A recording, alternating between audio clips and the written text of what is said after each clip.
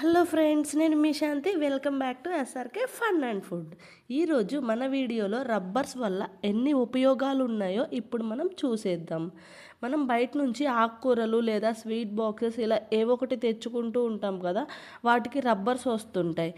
అవి అలా పడేయకుండా ఇలా స్టోర్ చేసుకుంటే వాటి వల్ల మనకి ఎన్ని ఉపయోగాలు ఉన్నాయో ఇప్పుడు ఈ వీడియో మొత్తం చూస్తే మీకే క్లియర్గా అర్థమవుతుంది.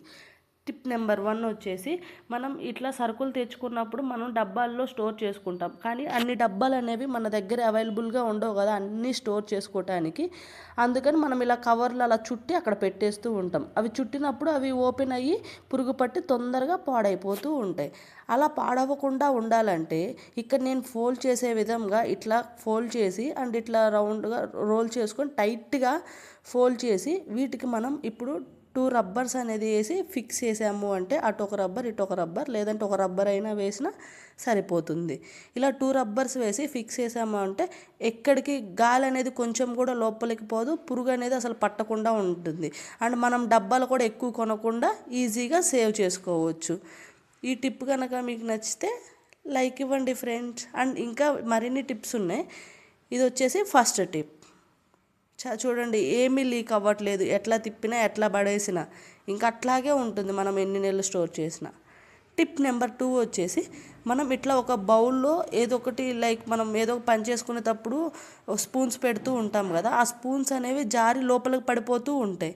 అట్లా కాన్స్టెంట్గా ఉండవు కదా, అప్పుడు మనం పద్దాక లోపల పడ్డవి తీయాలంటే కొంచెం చిరాగ్గా ఉంటుంది కొందరికి.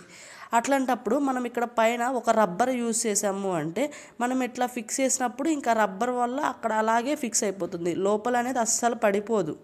చూడండి, ఇందాక వేస్తే ఊకే లోపలికి వెళ్ళిపోయింది, బట్ ఇప్పుడు మనం ఇలా ఫిక్స్ చేస్తే అట్లాగే ఫిక్స్ అయిపోయి ఉంటుంది కదా. ఇది వచ్చేసి టిప్ నెంబర్ 2.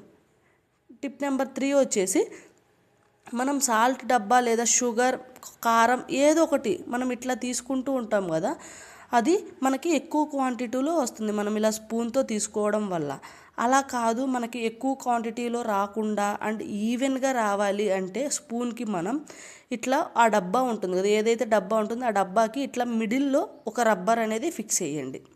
ఇట్లా నేను చూపించిన విధంగా ఫిక్స్ చేసి ఆ స్పూన్ని నేను ఇట్లా చూడండి, వీడియోలో చూడండి, ఇట్లా తీస్తే మనకి స్పూన్కి ఈవెన్గా వస్తుంది. మనకు సాల్ట్ అయితే సాల్ట్, మనం ఎక్కువ యూజ్ చేసే సాల్ట్ కాబట్టి నేను సాల్ట్ చూపించాను అంతే. టిప్ నెంబర్ 3 అయిపోయింది. ఇది టిప్ నెంబర్ 4 వచ్చేసి, మనకి ఇట్లాంటి వ్యాఫీ డబ్బాలు ఇవన్నీ మనం రీయూజ్ చేస్తూ ఉంటాం కదా మనం తిన్న తర్వాత. ఇట్లాంటి డబ్బాలనే కాదు, ఏ డబ్బాలైనా ఇట్లా మనం అట్లా పెట్టినప్పుడు అది ఒక చాటు ఉండకుండా రోల్ అయ్యి వెళ్ళిపోతూ ఉంటుంది. ఒక చోట కాన్స్టెంట్గా ఉండదు మనం ఇట్లా పండబెట్టినప్పుడు ఆ డబ్బానైతే. అట్లాంటప్పుడు మనం ఏం చేయాలంటే ఇప్పుడు 2 రబ్బర్స్ అనేది తీసుకొని మనం మూతకు ఒక రబ్బర్ అండ్ కింద అడుగు భాగాన ఇంకొక రబ్బర్ ఇట్లా ఫిక్స్ చేసామంటే మనం ఎక్కడేస్తే అక్కడే ఉంటుంది, ఎటు మూవ్ అవ్వదు, ఇంకా ఒక చోట కాన్స్టెంట్గా ఫిక్స్ అయి ఉంటుంది. నెక్స్ట్ వచ్చేసి టిప్ నెంబర్ 5. టిప్ నెంబర్ 5కి మనం 2 ఫోక్ స్పూన్స్ అనేది తీసుకుందాం. 2 ఫోక్ స్పూన్స్ తీసుకొని వాటిని రివర్స్ చేయండి.